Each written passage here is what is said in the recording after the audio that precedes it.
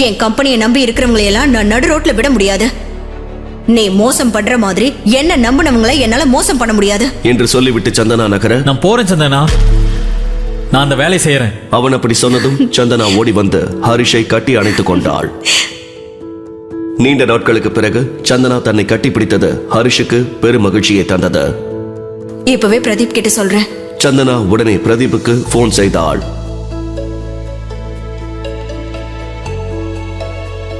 Hi.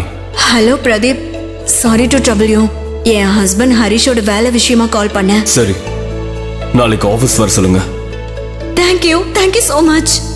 Harish, Pradeep உனக்கு job ready பண்ணி வச்சிருக்காரு. I am so happy for you.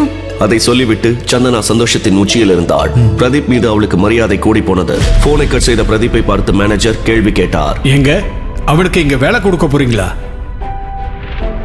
எனக்கு என்ன பைத்தியமா பிடிச்சிருக்கு?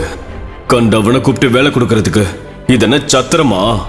அதை கேட்ட மேனேஜருக்கு எதுவுமே புரியவில்லை. அமைதியாக பார்த்து கொண்டிருந்தார். ஆளு பாக்குறதுக்கு நம்பிக்கையானவனா இருந்தான், அதான் கூப்பிட்டேன். நமக்கும் செக்யூரிட்டி தேவைப்படுது இல்ல, அதான் என்று சொன்னான் பிரதீப். அதை கேட்டு மேனேஜர் சிரித்தார்.